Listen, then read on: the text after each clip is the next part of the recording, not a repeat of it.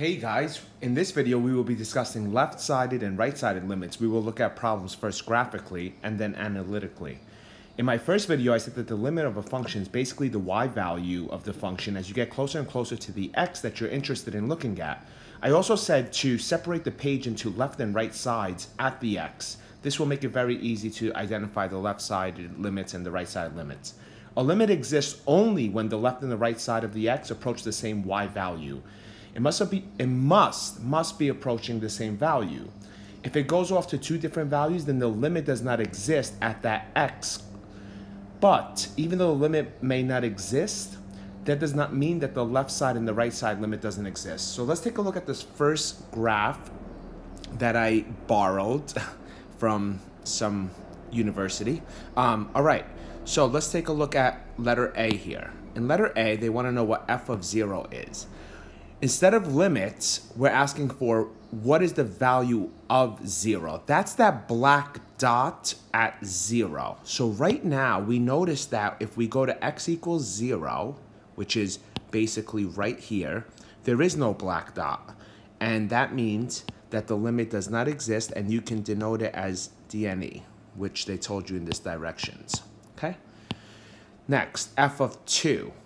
Go to 2. And what is the shaded dark dot? Well, that's 0. So you see at 2, it's 0. F of 3, well, you need to go to 3 and find that black dot. That black dot is here at 3. So f of 3 is 3. So I hope that makes sense. You're looking for the actual y value. Now, let me erase this. And let's start with the next one. Now we're talking about left-sided limits and right-sided limits. I showed you in the past videos how to denote left and right-sided limits. In this case, in letter D, they're asking you for the limit as x approaches 0 from the left. That's denoted with that little negative there. So what we want to do is we want to go to x approaches 0, and I want to split the page in half. Okay, so that's that guy. I'm going to put left and right. That's what you should always do. From the left side, that means here, you go to the graph and you just follow along and say, where is it going as I get closer and closer to 0? Well, it looks like it's going to negative infinity, okay? So that's this answer here, negative infinity. Great. So that's what we do there for that case, and that's how we should do all these problems. Let's go to limit as x approaches 0. Well, the limit as x approaches 0, they're not asking you from the left or from the right, so you have to first see where the limit is as x approaches 0 from the left and limit as x approaches 0 from the right. It should be approaching the same number. Well, we just found in part D that this was negative infinity. From the right side, guys, here's your 0, x is 0. From the right side, okay, you're gonna follow this graph here, it's gonna jump, and it's going up to 2.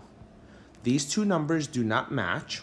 Infinity is not really a number, so is dne, okay? So that's how you do that. They need to match in order for the limit to exist. So let's take a look at the next one, letter F. F is talking about 3 from the right. So let me go to x approaches 3. I'm gonna draw my page there, my line there. Label it left and right. And from the right side, where am I going? I'm approaching 2, not 3. It's because 3 from the right means 3.0001. It's that red line that I'm drawing there on the graph. It's that guy right there, okay? It is not this guy. So that's approaching 2. Now, I'm gonna save us some time with this.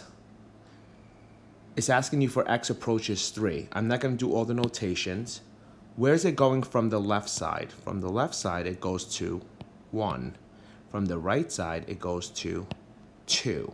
Therefore, because they go to two different numbers, it does not exist. Okay? Now, the final one is going to be as x approaches infinity. So, I'm sorry, negative infinity. So x is negative infinity. So check this out. This will be -1, -2, -3, 4, 5, 6. Negative infinity is all the way out there. Where is Where's this graph approaching when it goes all the way out there? Well, it's approaching +1. And that's how you do left-sided and right-sided limits. Let's try another example. What is f of 0? F of 0, that means where's the black dot at 0? Well, at 0, it is actually just 0. Great.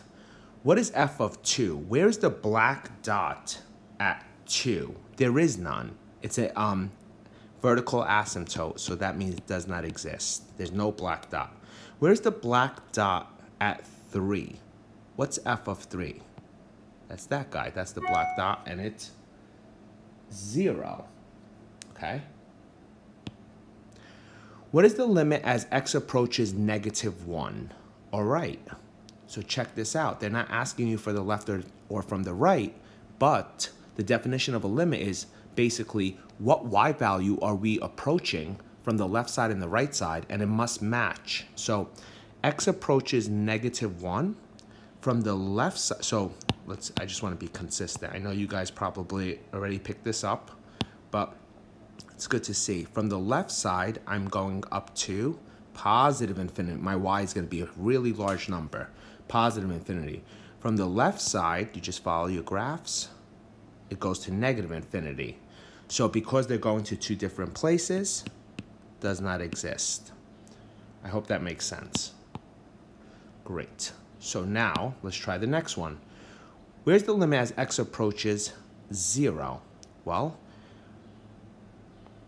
I'm moving from the left side, I'm going to 0. From the right side, I'm going to 0. I'm going to the same place. Even if that black dot wasn't there, the limit would still be 0. They're going to the same place. Okay, letter F. What is the limit as x approaches 2 from the right? Here's your x approaches 2. Here's your left. Here's your right. Go find your graph somewhere down here on this side. Okay, so it's right here. And see where it's going. From the right side, this graph is going to -infinity.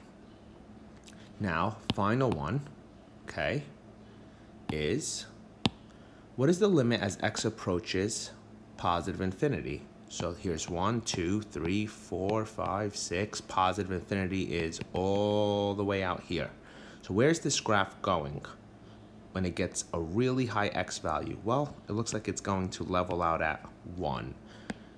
If some of you remember what a horizontal asymptote is, your teachers probably taught you many ways to find them, but the true definition of a horizontal asymptote is what happens the limit as x approaches infinity, or our end behavior. So a horizontal asymptote, and you guys should actually know this, is the limit as x approaches infinity of the function, okay? Or -infinity. All right, so that's how we do this.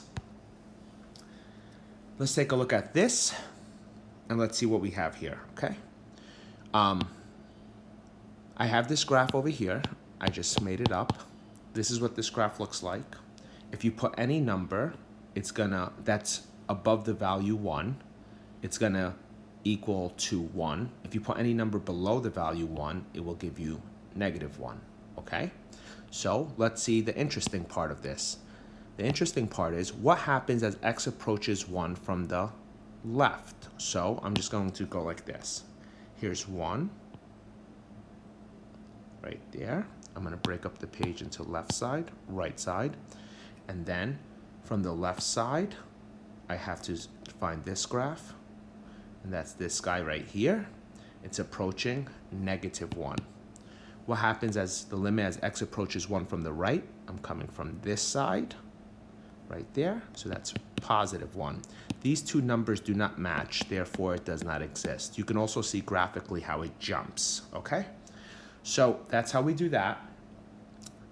What about this piecewise defined function? Okay, this is going to be great. The way that you guys should read this is any number that's less than 1, use me. Any number that's greater than or equal to 1, use me. Okay? So let's see what we have here. This says x is approaching, the first one here says that x is approaching 1 from the left side. 1 from the left side is almost like saying 0.9999, just a tad bit under 1. So who would I use? Okay, I would use this guy here. Okay, so 0.9999999999999 squared is basically 1. So you can just actually just plug in the 1 here. So that's 1. Now, limit as x approaches 1 from the right. From the right means 1.000001. So I'm going to use him. Okay? And when you put 1 into him, you also get 1. So these two match, and the limit as x approaches 1 is just 1. Okay? We have only 2 more. Okay, I hope this all makes sense. What's the limit as x approaches 5 from the left? So this says anyone who's less than 5, use me. At 5, use me. Greater than 5, use me. Okay? So what's the limit as x approaches 5 from the left side? So I'm going to use him, because that's 4.99999. And so anything under 5, use me. So if you put a 5 in here, you get 10 minus 3 is 7. What's the limit as x approaches 5 from the right?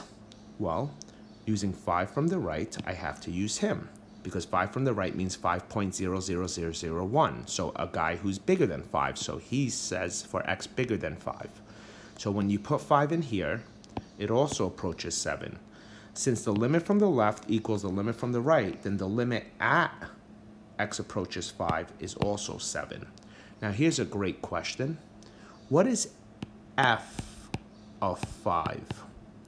Well, that means where f is equal to 5. So in that case, guys, what I'm going to do is I'm going to use him. And sorry about the highlighter. And what do I get when I put the 5 in here? I just get 5. So I don't know what these, I know that this graph is a line, and I know this graph is a line, and this is just a point.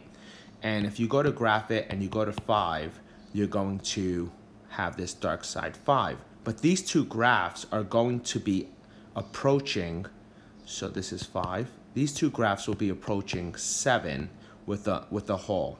And I know they both have positive slopes, so I really shouldn't do this way, but that's a negative slope, and I know that's not the correct picture, but basically it's going to look like this. Well, not really, but it should probably both be positive, so let me get rid of this. So there's a hole there. Where's the hole? The hole is at 5, 7. So that's how we do limits. I have another one, but I'm just going to cut this, this video short. Come back for some more examples.